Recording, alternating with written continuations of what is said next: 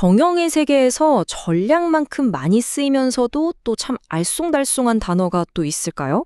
마치 우리가 길들여야 할 거대한 야수처럼 느껴지기도 하죠. 오늘 이 야수의 정체가 대체 뭔지 한번 제대로 파헤쳐 보겠습니다. 자, 그럼 한번 시작해 볼까요? 제가 만약 여러분께 전략이 뭔가요? 라고 물으면 뭐라고 대답하시겠어요? 아마 대부분 머릿속에 딱 떠오르는 어떤 이미지가 있을 거예요. 네, 맞아요. 아마 대부분 이렇게 생각하실 거예요. 전략은 바로 계획이다. 그쵸? 미래를 향한 어떤 방향, 목표를 이루기 위한 구체적인 경로, 딱 교과서에 나오는 바로 그 정의 말이에요. 그런데 말이죠. 만약 그게 이야기의 전부가 아니라면 어떨까요? 우리가 너무나 당연하게 생각했던 그 계획이라는 게 이 전략이라는 거대한 그림의 고작 5조각 중 하나에 불과하다면요? 경영학의 대가 헨리 민츠버그는 우리가 전략을 너무 단편적으로만 보고 있다고 지적합니다. 그래서 전략을 제대로 이해하려면 5가지 다른 렌즈, 바로 이 OP가 필요하다고 말하죠. 자, 계획은 우리가 앞으로 뭘 할지에 대한 지도 같은 거라면 패턴은 우리가 실제로 걸어온 발자국을 뒤돌아보는 거예요. 포지션은 이 치열한 경쟁 시장이라는 지도 위에서 우리 회사는 여기다 하고 점을 찍는 거고요. 관점은 그 지도를 해석하는 우리만의 방식, 일종의 세계관 같은 거죠. 그리고 마지막 책력은요. 경쟁자를 한 방 먹이기 위한 그런 기습적인 한 수, 뭐 그런 거라고 볼 수 있습니다. 이 5가지가 전부 다 전략의 다른 얼굴이라는 겁니다. 이 슬라이드 이게 정말 재밌지 않나요? 왼쪽을 보세요. 망원경으로 저 멀리 미래를 내다보는 모습. 이게 바로 계획으로서의 전략입니다. 근데 오른쪽은 뭐죠? 우리가 걸어온 길, 그 발자국, 즉 패턴을 돌아보고 있죠. 우리는 미래를 꿈꾸며 계획을 세우지만 사실 우리의 현실은 우리가 실제로 행동한 것들의 결과물이거든요. 이 둘 사이에 어떤 차이가 있는지를 아는 게 전략의 진짜 모습을 꿰뚫어보는 첫걸음이라고 할 수 있습니다. 자, 이렇게 복잡한 전략의 본질을 파헤치기 위해서 아주 유명한 우화 하나를 가져와 봤습니다. 다들 아실 거예요. 바로 장님과 코끼리 이야기입니다. 아주 오래된 시인데 이렇게 시작하죠. 배움에 대한 열정이 넘쳤던 6명의 맹인이 코끼리가 대체 어떻게 생겼는지 너무 궁금해서 직접 보러, 아니 만져보러 길을 나서는 거죠. 그리고 각자 코끼리의 한 부분만 만져보고는 자기가 아는 게 전부라고 철석같이 믿게 됩니다. 이게 바로 전략의 세계를 기가 막히게 보여줍니다. 우리 모두가 바로 그 장님이고 전략이라는 거대한 코끼리를 더듬고 있는 셈이죠. 어떤 전문가는 코끼리의 튼튼한 다리를 만져보고는 아하, 전략은 분석이야 라고 외치고 또 다른 전문가는 꿈틀거리는 코를 만지면서 아니야, 전략은 비전이지 라고 말하는 겁니다.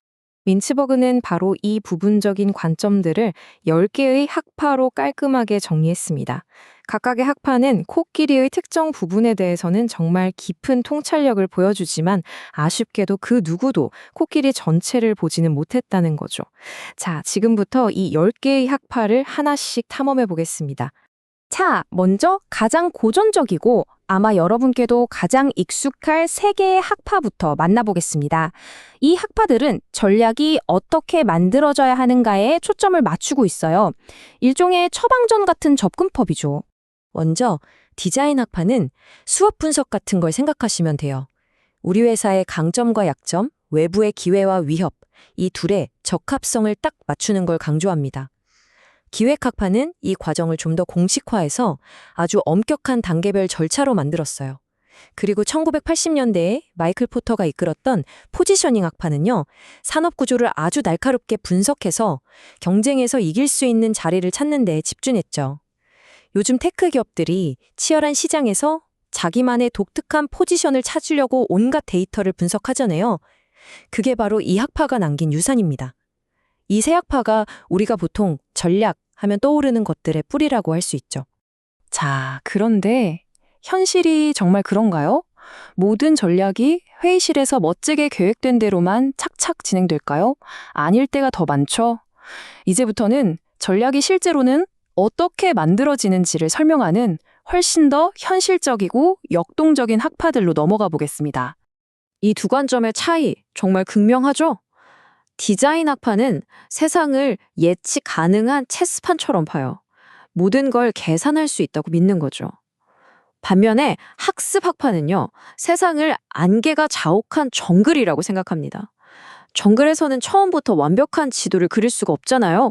일단 한 걸음씩 내디뎌 보면서 배우고 주변 상황에 적응하면서 길을 찾아야 하는 겁니다. 바로 이 다이어그램이 핵심입니다. 보세요. 우리가 처음에 이렇게 해야지 하고 세운 의도된 전략이 있습니다. 이 중에서 일부는 계획대로 실행되는 의도적 전략이 되죠. 하지만 그 과정에서 전혀 예상치 못했던 행동들이 하나 둘씩 모여서 어떤 일관된 패턴을 만들어요. 이게 바로 창달적 전략입니다. 그래서 우리가 최종적으로 손에 쥐게 되는 실현된 전략은 결국 이 계획된 것과 계획되지 않은 것의 합작품이라는 거죠. 그러니까 진짜 핵심은 이거예요. 전략을 세우는 게 한 번의 똑똑한 결정으로 끝나는 게 아니라 계속해서 배우고 수정해 나가는 학습 과정이라는 겁니다. 사실 오늘날 실리콘밸리를 지배하는 린 스타트업이나 에자일 같은 방식들이 전부 이 철학에 뿌리를 두고 있어요. 일단 작게 시작해서 시장 반응을 보고 거기서 빠르게 배우고 또 방향을 바꾸고 이게 바로 학습 학파의 정신인 거죠. 이 이야기들 한번 들어보세요. 정말 재밌습니다. 폴라로이드 카메라, 그게 시장 분석 보고서에서 나온 게 아니에요. 창업자의 어린 딸이 아빠, 왜 사진을 지금 바로 볼 수 없어? 라고 짜증내면서 물어본 질문 하나에서 시작됐다고 합니다. 존슨앤존슨의 그 유명한 베이비 파우더는요, 원래 의료용 반창고를 붙이면 피부가 가렵잖아요. 그 가려움을 줄여주려고 덤으로 주던 거였어요. 혼다의 미국 진출 신화도 마찬가지입니다. 원래는 대형 오토바이를 팔려고 했는데 완전히 실패했거든요. 근데 직원들이 출퇴근용으로 타고 다니던 작은 스쿠터, 슈퍼커브가 우연히 미국인들 눈에 띄어서 대박이 난 겁니다. 이게 바로 계획에는 없었지만 엄청난 성공을 만들어낸 창발적 전략의 힘이죠. 하지만 전략이라는 코끼리가 학습이라는 다리만 갖고 있는 건 아니겠죠? 당연히 다른 부분들도 있습니다. 전략은 정말 다양한 방식으로 나타납니다. 때로는 스티브 잡스처럼 카리스마 넘치는 리더 한 명의 비전 자체가 그냥 그 회사의 전략이 되기도 하죠. 이게 바로 기업가 학파의 관점이에요.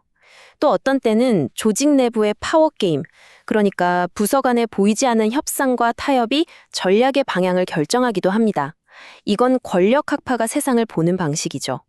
한편 그 조직에 아주 깊이 뿌리 내린 문화 자체가 전략의 방향을 정하기도 하는데 이게 문화 학파의 시각입니다.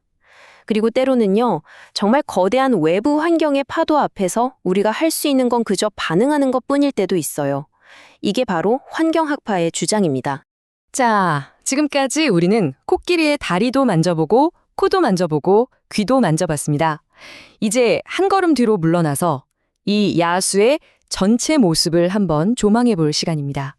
여기서 정말 중요한 점은 이 10개의 학파 중에서 이게 정답이다 하고 하나를 고르는 게 아니라는 겁니다. 그건 핵심이 아니에요. 각각의 학파는 저마다 특정 상황에서는 굉장히 유용한 렌즈가 되어주거든요.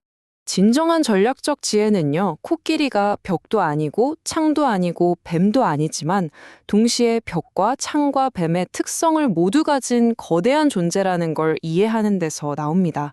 다시 말해, 이 모든 관점을 다 아우를 수 있을 때 비로소 전체 그림을 볼 수 있다는 거죠.